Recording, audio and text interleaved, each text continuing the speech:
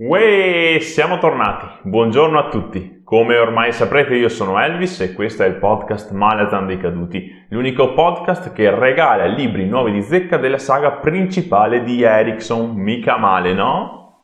Per provare a farvene regalare uno basta che ogni giovedì del mese di aprile postiate su Instagram una bella storia con una citazione in cui mi taggate e inserite l'hashtag podcast Malazan. A fine del mese sceglierò il più attivo tra di voi e gli farò avere il regalo. Non vi sembra un'idea fantastica? Più Malazan per tutti. Yeah! Ora basta chiacchiere. Procediamo con il Dio Indifferente, perché voi nel frattempo l'avete acquistato e l'avete letto, vero? Così si fa.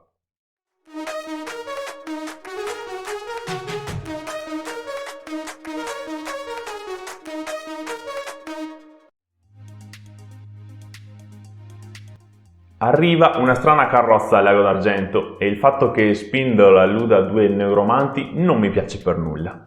Fortunatamente non si tratta di loro, anche se in effetti la descrizione della carrozza l'ha fatto pensare anche a me. Adoro come l'autore riesce ad autocitarsi. Intendo quando Spindle pensa a Bushelan e a Corbal Broch. Dai, lo sappiamo che sono tra i preferiti di Erickson, altrimenti non sarebbero i protagonisti delle novelle. Monrat. Ma certo, il monaco dei ratti, come ho fatto a non pensarci? La relazione tra lui e il sergente si era fatta piuttosto stretta nei Segugi dell'ombra. Le rivelazioni che porta con sé sono stupefacenti e allo stesso tempo non sono mai abbastanza. In questi casi, quando arriva qualche informazione di cui siamo sempre in astinenza, nonostante l'enormità di ciò che ci viene rivelato, ci sembra sempre troppo poco. Siamo delle brutte bestie noi lettori, diciamoci la verità. Allora, vediamo un po'. Anche gli altri Arsori di Ponti ancora vivi sono stati benedetti da Paran nella progenie della Luna. Ricordate la fine di Memorie di Ghiaccio, vero? E chi se la scorda? E quindi protendono all'ascensione anche se sono ancora in vita, Spindle e Monrat compresi. Ah, a proposito, proprio Paran è colui che chiamano due volte vivo. Avevo ipotizzato che fosse il signore dei presagi e invece no, è due volte vivo. In effetti ha senso visto che è morto e poi resuscitato nei primi capitoli dei Giardini. Poi le monete utilizzate come nuovo mazzo di draghi si chiamano Rant, come il cognome di Mappo, e proprio perché derivano dai canali creati da Icarium. Almeno la relazione tra gettoni e nuovi canali l'avevo indovinata, anche se era semplice. Mentre la citazione a Mappo non me la sarei mai aspettata. Il soldato claudicante è il gettone che rappresenta Whisky Jack. Ci sta che Iskar Jarak abbia una moneta tutta per sé. Il paragone tra Arsori e Tranimas è terribile, tanto che solo pensarci Spindle ne è preoccupato. Di certo lui non ha intenzione di vivere per sempre e senza uno scopo. Non posso biasimarlo. Monrat consiglia al sergente di fuggire al più presto da lì. Bene. Infine, Rude chiede a Holmes di informarsi sul numero di abitanti della cittadina per cominciare a preparare l'evacuazione totale. Fortunatamente, così Cupo risolve il dilemma del numero di abitanti, semplicemente chiedendolo al dottore. La scena è esilarante, dai soldati che cercano di numerare i cittadini spaventandoli a morte, a Holmes che sta per mettersi a piangere per la disperazione. Sto adorando sempre di più questi fanti di marina. Rude parla con Spindle del vero motivo della presenza di Monrat. Il monaco dei ratti vuole cavalcare l'onda dell'ascensione degli Arsori di Ponti per diventare un dio. Ah però, piuttosto ambizioso, Anche se non ho capito perché proprio qui, in questo punto del mondo. A Spindle ha dato la rant della ruota di sassi di Icarium. Chissà che cosa significa. Presagio di morte oppure di buon auspicio? Cosa significa secondo voi questa simbologia? Bulk ha perso praticamente metà compagnia nello scontro con i Malazan di qualche mese prima, quindi ora cerca vendetta. I suoi sergenti suggeriscono una mossa diretta, ma Bulk si rifiuta, preferendo temporeggiare. Teme i Malazan, ma contemporaneamente teme che i suoi sottoposti possano rivoltarsi contro di lui e Ara, la sua luogotenente e amante. Holmes esce dalla città. Perché? Dove sta andando? Capitolo piuttosto spento, non succede granché. Per quanto riguarda Bulk, l'aspettativa che avevo nei suoi confronti è andata calando sempre più rapidamente. Presentato come un personaggio abbastanza importante, si sta dimostrando del tutto ininfluente. Spero di sbagliarmi e che riesca a fare qualcosa di interessante al più presto. Comincia il terzo libro con un nuovo POV. Sto parlando di Della Sfana, figlia di Karsa. Per fortuna l'elenco dei personaggi di questo libro è fatto molto bene.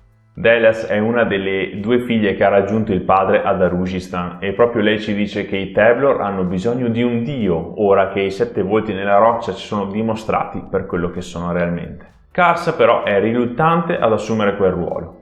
A Delas il padre non ha fatto una bella impressione.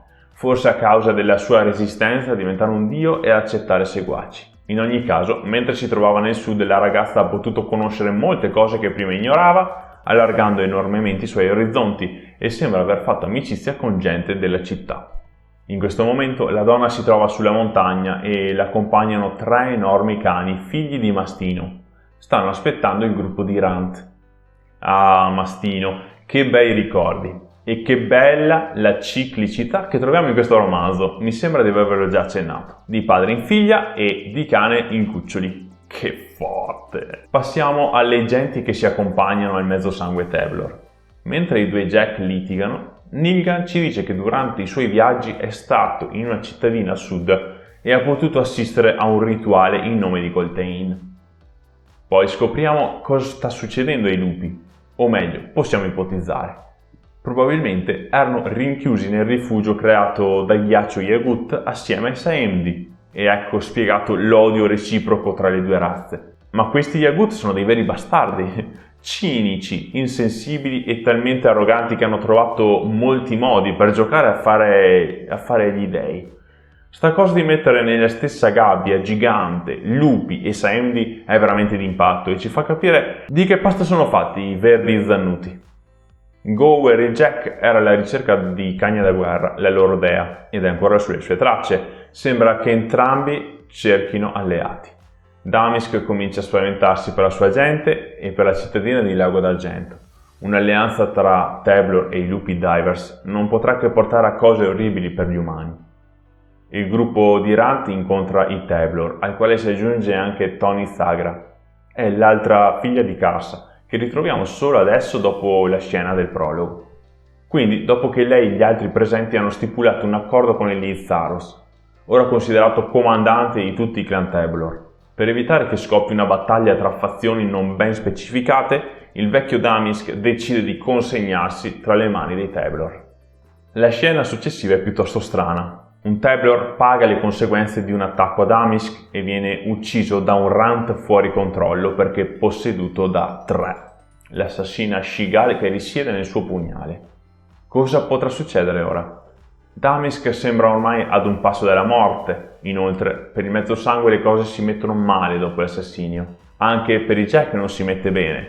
Pensano che Eleid abbia già degli alleati, i loro nemici, Saemdi.